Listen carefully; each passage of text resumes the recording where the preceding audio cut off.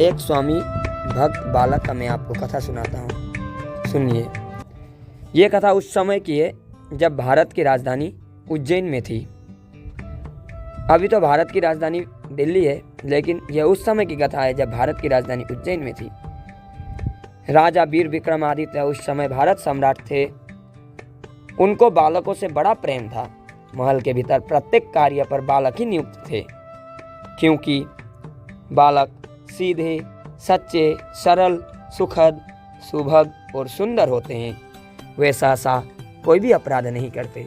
रामायण में भी लिखा है, बंदउ बाल रूप सोई रामो, अर्थात प्रत्येक का बालक पशु पक्षी का भी हो, किसी का भी हो, जो बालक होता है वो राम का स्वरूप होता है।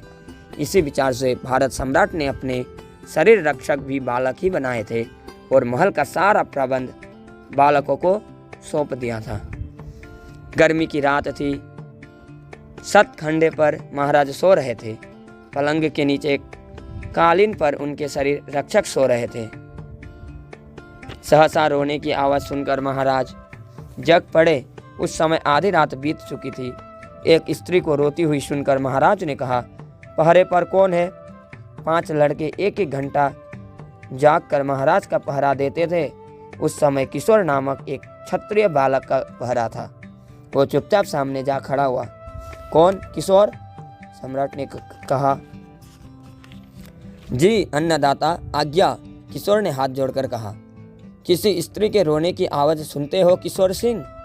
राजा बोले। तो फिर किशोर ने बोला, जी सरकार। जाकर देखो इस समय कौन रोता है और क्यों रोता है। दीनबंधु सम्राट ने आदेश दिया। अपनी तलवार लेकर किशोर सिंह गुप्त द्वार से महल के बाहर निकल गया। किशोर की आज्ञा पालक विधि को खुद देखने के लिए सम्राट भी उसके पीछे छिपते हुए महल से बाहर हो गए। सावधान सम्राट वही है जो अपने नौकरों की स्वयं जांच पड़ताल करता है। रोने की आवाज काली देवी के मंदिर से आ रही है। किशोर ने मंदिर में जाकर देखा कि एक अति सुंदर स्त्री रो रही है। मंदिर के पीछे एक रोशनदान था। उसके द्वारा सम्राट विक्रमादित्य भीतर का हाल देख रहे थे। आप कौन है देवी? किशोर ने पूछा।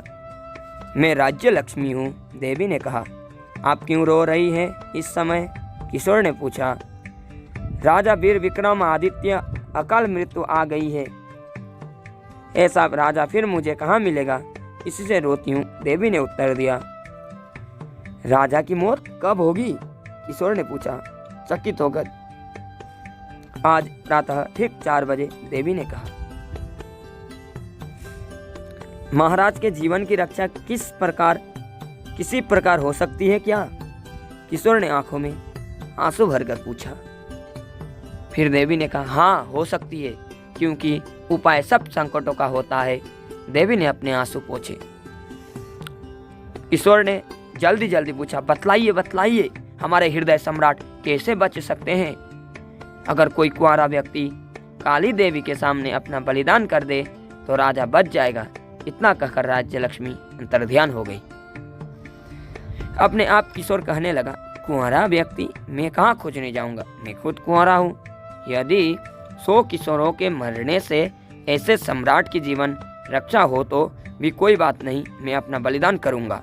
इतना कहकर किशोर ने तलवार नंगी की और अपना गला काट कर देवी के चरणों में डाल दिया। यह हाल देखकर राजा ने मंदिर में प्रवेश किया। स्वामी भक्त बालक की लाश देखकर महाराज ने उसको उठा लिया। सम्राट ने देवी से प्रार्थना किया, या तो इस लड़के को जीवित कीजिए, नहीं तो मैं भी तलवार से अपना गला काटता हूँ। मैं तो समझता था कि राजा से कोई हार्दिक और निस्वार्थ प्रेम नहीं करता। ओह, किशोर जैसा स्वामी भक्त अब मुझे कहाँ मिलेगा। इतना कहकर राजा ने तलवार अपनी गर्दन पर चला दी। तुरंत काली माई प्रकट हो गई और देवी ने राजा का हाथ पकड़ लिया। क्या बात है राजन, तुमको जीवित रखने के लिए बलिदान लिया गया है, अब तुम नहीं मर सकते। देवी ने तलवार छीन ली।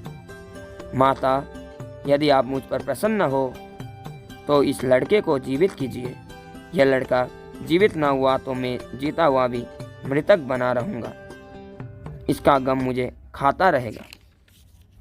अच्छा तुम जाओ, तुम्हारा पीछे तुम्हारा लड़का भी जाता है, देवी ने मुस्कुरा कर कहा। राजा चला गया और अपने पलंग पर जा लेटा।